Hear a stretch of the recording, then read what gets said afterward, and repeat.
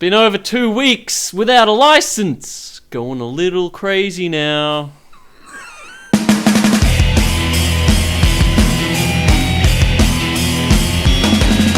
Welcome to the Super Adventure Show. Another episode. In this long-running series of Season 1. We're not sure how many episodes are going to be in this season. Maybe 10, we're thinking. Yeah, we'll see how it goes. Yeah. But it's been over 2 weeks without my license. It's driving me insane. I've got to get back out on the road. The amount of things that you cannot do without a license is ridiculous. Sunshine's been out. It's been perfect riding weather.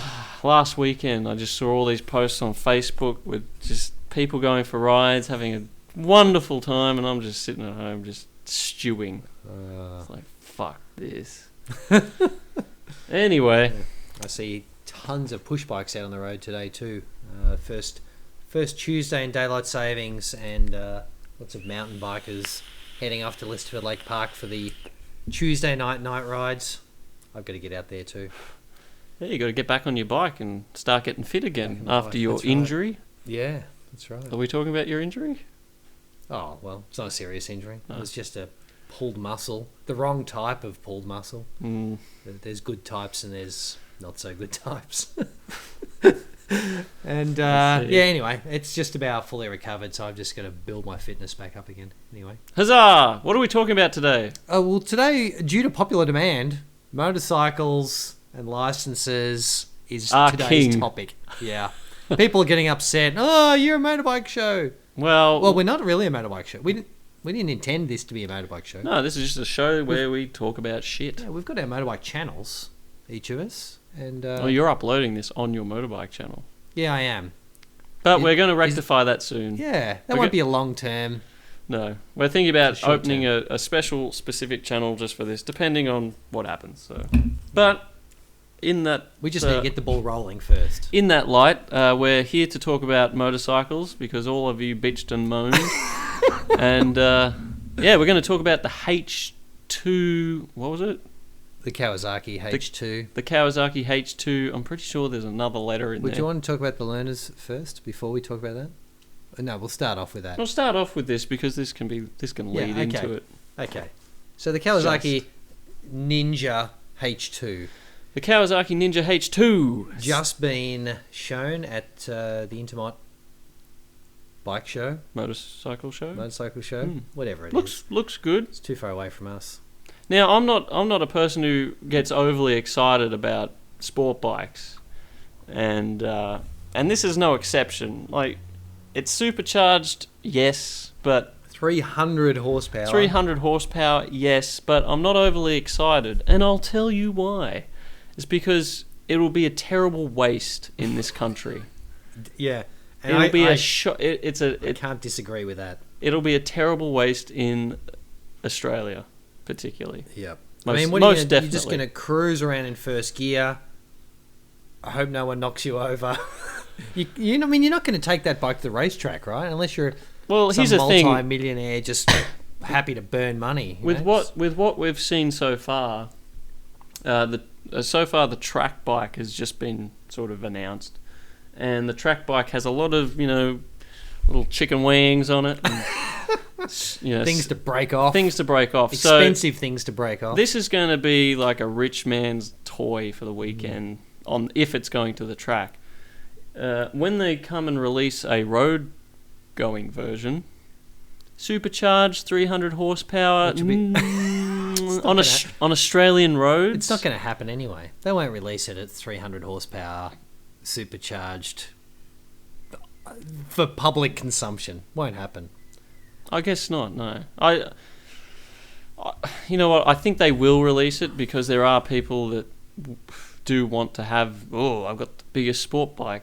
And that's fair enough. That's fine. But as far as it being usable in this climate with the police, how they are. In everyone's defense, I think it's a beautiful looking bike. And I cannot disagree there. It is beautiful. And it's shiny. What are you getting at? Single-sided swing arm, like it's the trellis frame, carbon everywhere. It looks. So I'm looking at a picture over here.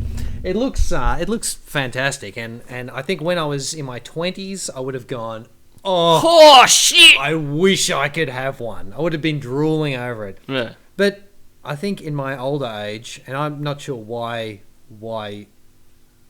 I don't know, you're of older mind or something. I'm sold even though you're still young. Well, yeah, it's not a practical bike at all. I just think, well, especially in this country, like you can't use that power. You can't go 450 k's an hour on the road. So yeah. You would never see that 300. I mean, you could take horsepower. it. Maybe on a dyno. Yeah. Okay. Do dyno challenges. Dyno challenges. How exciting! But yeah, you could take it up to the Northern Territory and ride it around. Do a bit of a drag. And there are the drag strips that you could take it to. But on like a day-to-day, I think of it more of a day-to-day thing or a weekend warrior type thing where you take your bike out on the weekends and it's going to be expensive. So you're going to be scared of dropping it. And that's why a lot of people probably will be scared of taking it to the track also. But, you can't really use the power. No. And you go, maybe it will be the king of the twisties, maybe. Who knows? It might be just great at handling. But any better than an S1000RR? I don't know. Better than I don't know. I've never owned a sport bike, and I never intend to. Any better than a ZX 636 at handling? I doubt it. Yeah. I think I ride a motard. That's right. And once you've ridden a motard, you're not going to look at another sports bike. You're just going to be like, in the twisties. The only time a sports bike really is king is when you've got pieces of road that you can crack 200 here, there, and everywhere. And we don't have that. That doesn't happen in this You'll country, lose your license. Everyone lining up to buy the H2, you might as well just throw your license in the bin. Yeah. I mean, on that note, there's a few other bikes. I mean, people are also mentioning this Yamaha R1 with 200 and something horsepower. I mean, it's going to be a similar boat, right? Although I'm sure that one will be a production bike, and you can buy that one probably at a half reasonable price. Probably half price of that. It's more about bragging rights and saying, boys look what I've and got. their toys is what it comes down to. Yeah, it's boys and their toys. Everyone comes to realise that eventually. But yeah, I mean, if you can afford it and you want one sitting in your shed, then yeah, go for it. Go for it. And I'll be impressed. I'll be happy to see it here. It'll be great to see one. And actually, I might be able to conjure up riding someone's. As if but no one's going to lend that to you. Me maybe, but not you. Bastards.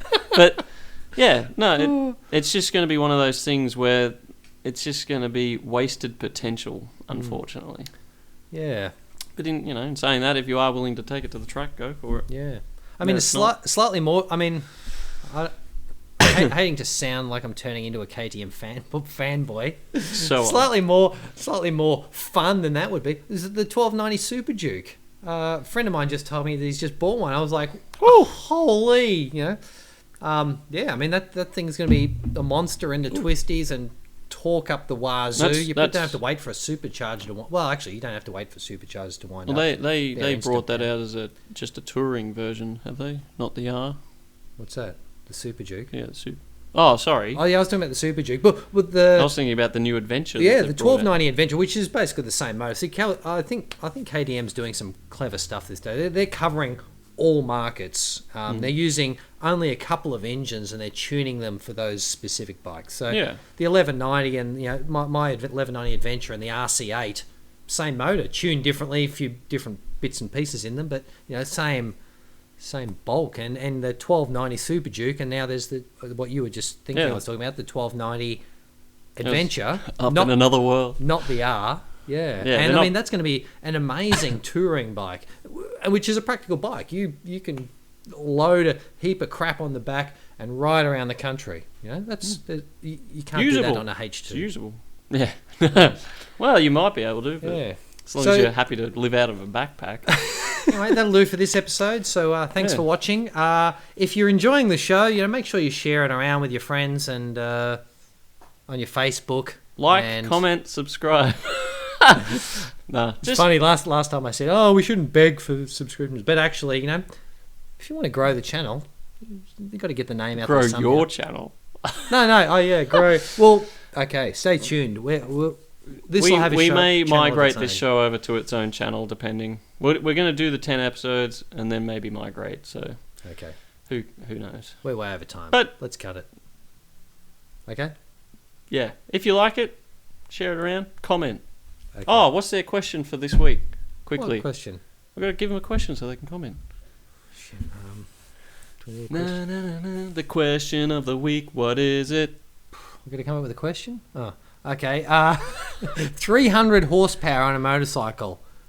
Can you use it anywhere in any country? Germany.